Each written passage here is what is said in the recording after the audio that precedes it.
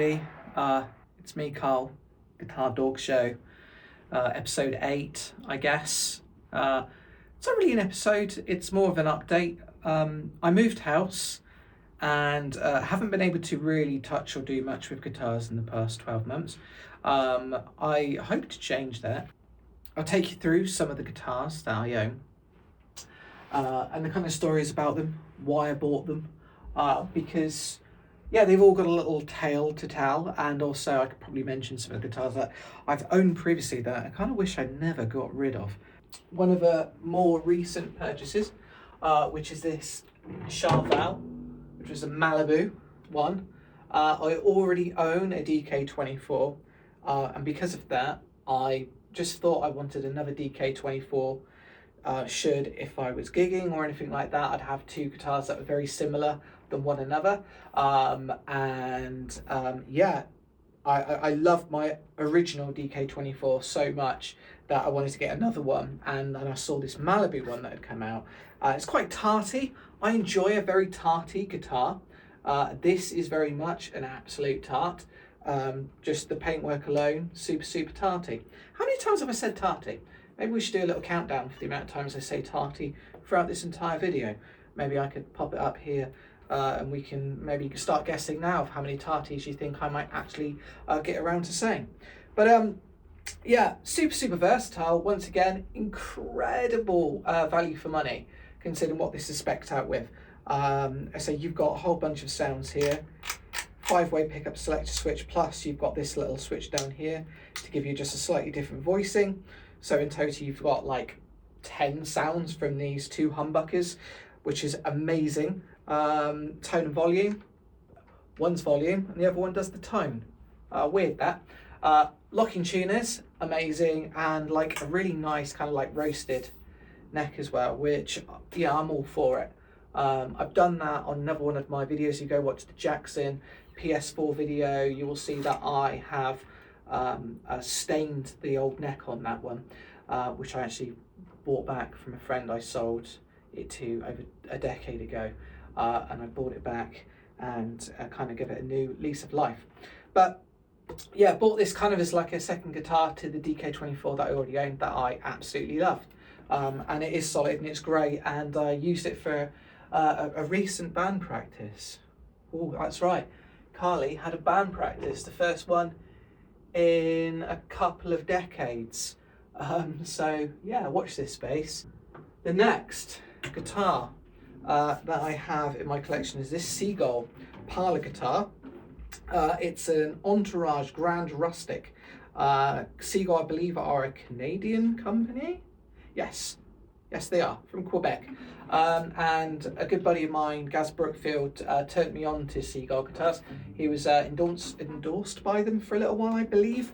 But yeah, they really make wonderful guitars, very bright. I've not changed the strings on this bad boy for a long time.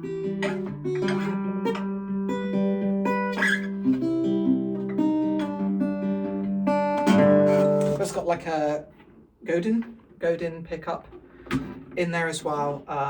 Really nice. I've had this 15 plus years, I'd say. I think I've had this for now.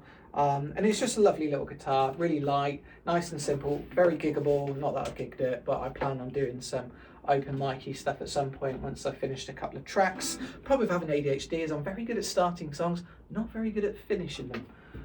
So yeah, let us on a postcard, please. Tell me how to finish the song, that'd be great. I used to be able to finish them a long time ago. I swear ADHD just gets worse as you get older. Next guitar, so this is the original DK24 that I had by Charvel, and it is magnificent. There are numerous videos on the DK24 on YouTube that are vastly more successful than this one's ever going to be. But these are incredible. They came in a variety of colours. At the time, I was looking to get one that's similar to this in this sort of green colour. I do love this colour so much, but it was orange, pink, I think it was a blue, and that sort of like kind of like army green, drab green, but I went with this orange in the end, and I don't dislike it. It's very nice. Solid guitar, amazing. Super low profile. Super low profiled neck. I think it's something like 18 mil or something like that. It's very, very small. You know, sort of up there with kind of like the wizardy necks that you get with the Ibanez's. Not quite as thin, but pretty damn close. 24 frets. Doesn't have the little switch to get the different voicings, but as I say, we've got the middle pickup on this one, which you don't actually get on the Malibu. It's kind of like one of the difference, but still, lucky machine heads, fantastic. Everyone should have them, and even these trems are fantastic. They're not quite as like you get with a like a Floyd Rose or anything like that, but this is still fantastic. Really do love it. It's the one I kind of like use. Very comfortable to play, very easy to play, and I pick this one up all the time.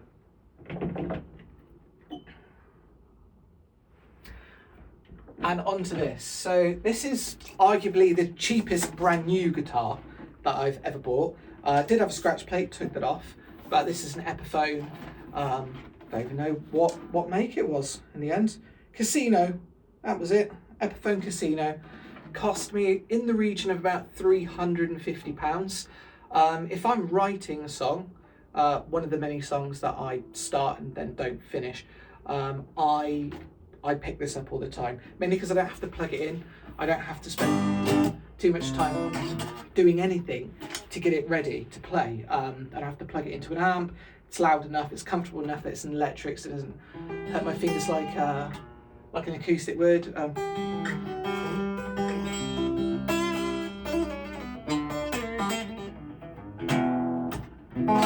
And I just think it sounds fantastic. It's, yeah, my cheapest brand new guitar, not including the second-hand ones that I bought that are cheaper.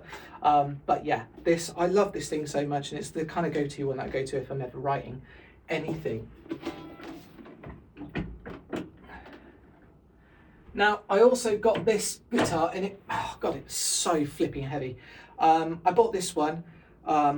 Yeah, this, you know, it's lovely. It's very heavy. I got this one from Peach Guitars, and it's the Charvel. I think it's the SoCal one. It weighs a ton. Literally, the thing weighs about 11 to 12 pounds. I don't understand why it is as heavy as it is, but it is. It's also a very tarty guitar, as you can tell. I think it's like bubblegum pink, but it does remind me of a certain kind of toy that used to, the only colour that certain toys used to come in during the sort of like 90s and early 90s. Now you can get like dragon ones. But yeah, I won't talk about that too much. This is just pure pop punk joy. Normally keep this one down tuned. It's an E flat and then in drop C sharp. And yeah, it's stonking. It's got these very beefy Seymour Duncan pickups. I might do a video purely on pop punk and guitar and the things that I apply when trying to write pop punk music and things like that. And this guitar is like a perfect example of a guitar that works so well with that particular genre, because it's, you know, it's got a very, once again, Charvel, very narrow profile on the neck, very, very speedy. It hasn't got like a lot of lacquer on this neck either, so it's quite matte, so it's very slick. I think when you get a lot of these ones, and I'll show you on the next, on the Fender that I have here, there's quite a lot of gloss on the neck. Gloss just kind of feels like it slows down my hands quite a bit, so these Charvel necks have all got this kind of like more of like a satiny matte sort of finish on them. They're very smooth, very playable, much quicker to sort of play. Not that I play particularly fast, I might add. But yeah, this is a particularly tarty guitar. I've got a lot of tarty guitars, and I hope the tarty counter is still going up. Tarty counter, look at all the tarty counters. So yeah, this is, I like tarty colours. I can't stress how much I do enjoy a tarty coloured guitar. This particular one was a 40th anniversary, it was my 40th birthday present from my wonderful wife that she got from Anderton's, and it was the like Peter Honore special that they did. It was a troublemaker. So Telecaster neck, Stratocaster body, and these are like vintage 60s pickups that have gone in here. And it's relict, artificially relict. Kind of, you know, if I was to drop it, I wouldn't really be able to tell a great deal of difference. But it's super lovely. I love this purple colour. Once I saw it, I fell in love with it. But it has the chunkiest neck comparatively to the Charvels. This is like holding a sawn in half baseball bat. Very chunky, but the tone of it when it's actually plugged in and playing is unique. I'd say a lot of these guitars, when they're plugged in, sound very similar. There's not a great deal of difference in them at all. Whereas this Fender just has a Fender tone. It just sounds Fendery. And also, yeah, spectacularly tarty as well, being purple. As we move along to the more expensive stuff. Now, I never ever saw myself as a Gibson boy. Never did. I've had this conversation with my good friend Jam, who is a phenomenal artist in a band. Well, it's him, called Choose Wisely. But whenever he comes over to my house to hang out, he will inevitably grab this and threaten to steal it, because that's what he wants. It's an incredible guitar. It's been a lifelong kind of want of mine to have a junior single pickup, nice and simple. Me, big fan of the band Bad Religion, and Green Day, obviously. So I always love the single pickup Les Paul Juniors, and I was able to pick this up from Gibson Garage. I believe last year I got it. Now the thing with this is I only got this based on an argument I had online with someone, where I was complaining about the fact that they didn't make this at an affordable price point. That what everyone I've found online in this kind of like yellow configuration with this scratch plate was about £3,200 starting, and then when it went up to the custom shop models, got to like £8,000. That's way out of my price range. And then someone, after I had finished typing this on some forum, was like, dude, they do when it's like £1,200. I was like, nah, shut up. And yeah, sure enough, I had a little look, and then I found it. There was one for a more sensible price, £1,200. Still expensive, admittedly, but you know, saves you a bit on the 3,000 whatever.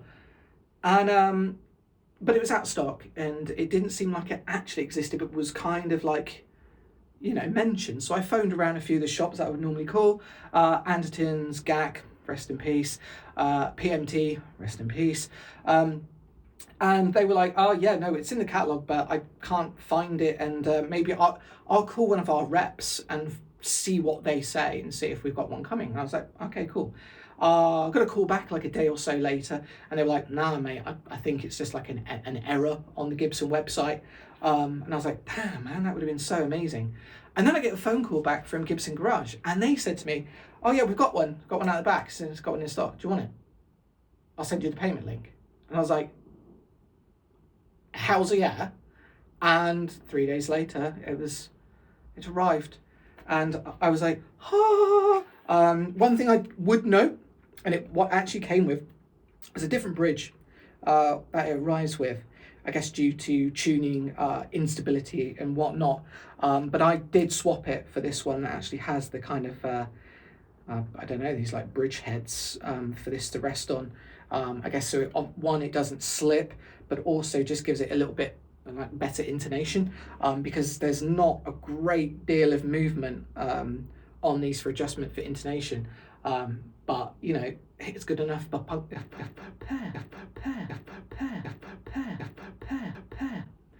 Let's start that again. Rewind. It's good enough for punk rock, and it is punk rock as anything. You plug this bad boy in, and it wails.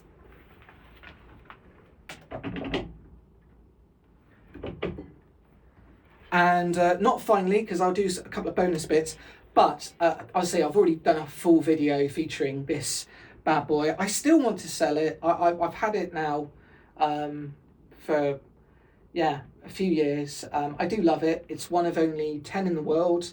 It could be yours if you want to buy it. I'd love to sell this so I can afford a shed to do these videos in the garden, and do more work on guitars and finish those projects that I started in the earlier videos, which I kind of lost my space having moved now to be able to do that. So yeah, what can I say? It's an absolute beauty. It is incredibly tarty, colour matched headstock, neck, body, which you don't normally see in Gibsons.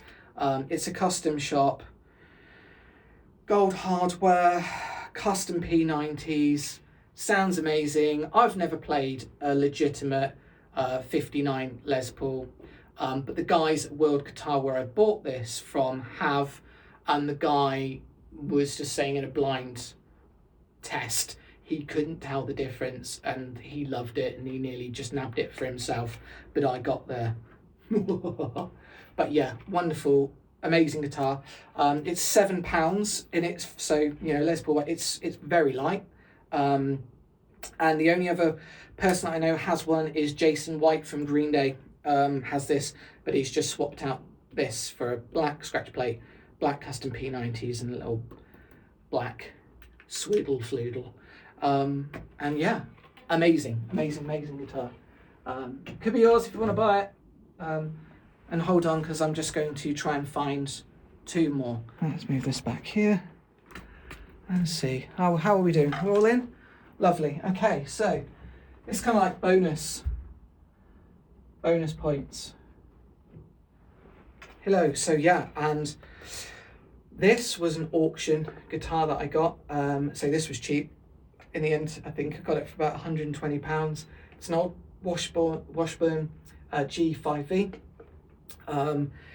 Budget guitar. I think it's 1988 or 89. So nearly 40 years old. It's a little rocket, to be fair. Another Floyd Rose on here. These pickups are trash, absolute garbage. Would need to be swapped. And it's also quite heavy, feels solid. I think this could double as some kind of like murder weapon. Should anyone ever try to break in, I would pick this up. This would be the first thing I pick up. And I think it would do some serious damage. And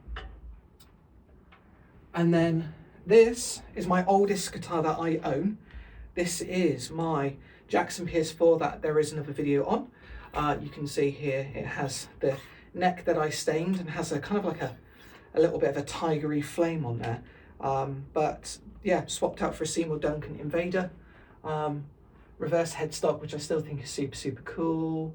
I'd love to see Charval do, say, maybe like a DK24 with the old headstock like this. I think that'd be sick. Reverse headstock on that would be amazing. But yeah, this is like this is my oldest guitar. I think I bought this when I was 17, 45 now. It's a made in Japan one, and I bought it back off of a friend who I sold it to.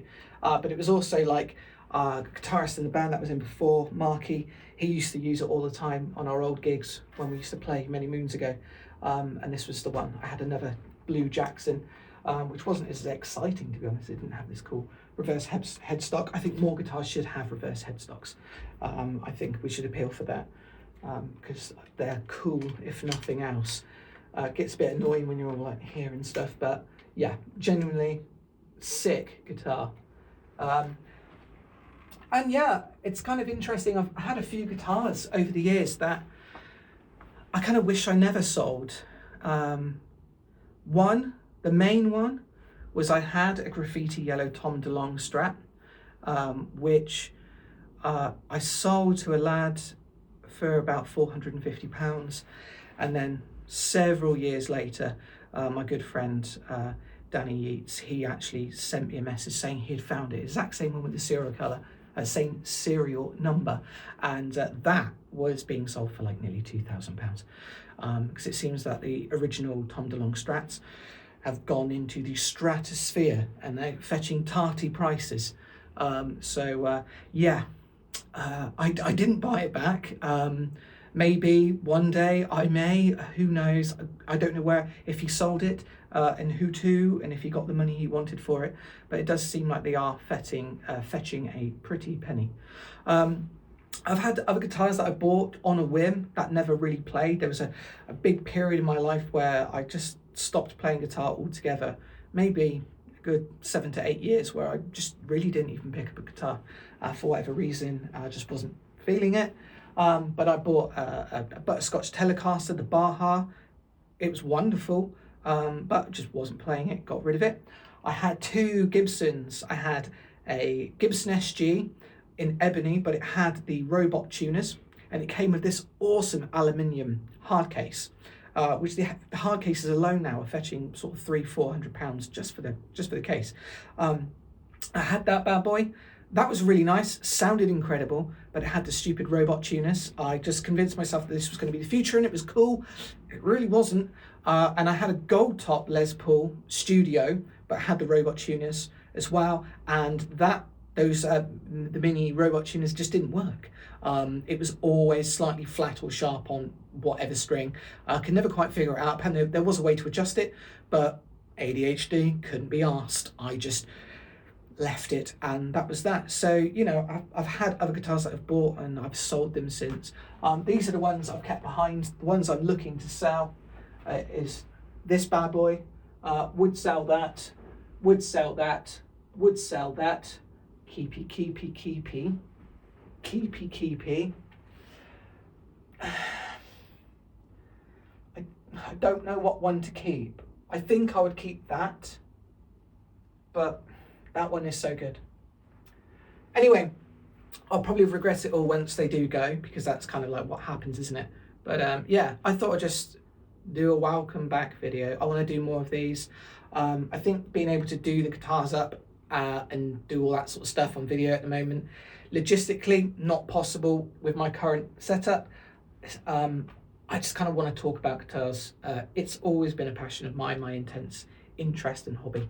So that's what I'd be aiming to do going forward. Talk about guitars, stuff that I'm read in the news about guitars, and do little featured things. If people want to send me stuff to look at or review and talk, I would be more than happy to do that. So, or anyone who would potentially like to guest and come over and talk about guitars with me, what it is that was your passion about guitar, why you started playing, anything. If you're looking to promote something, come around, we'll sit here, we'll hang out, have a beer, have a chat, film it, pop it on the internet, and before you know it, might have like 100 viewers or something, and that'd be pretty ace. So yeah. Oh yeah, it's the cringe bit. Don't forget to like and subscribe. It does help out. At the moment, I don't have many subscribers, and I heard a fantastic thing the other day from the manager of Green Day. Sorry to keep on bringing Green Day up. It makes me seem a bit tarty, doesn't it? But the manager said the hardest number to achieve when it comes to social media is 500. 500 is harder to achieve than 2,000.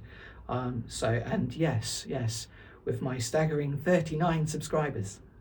But thank you all for the ones that have and the ones that watch it. Because yeah, it does mean a lot. Otherwise I'm just talking to my phone in my living room, and that's a bit mental.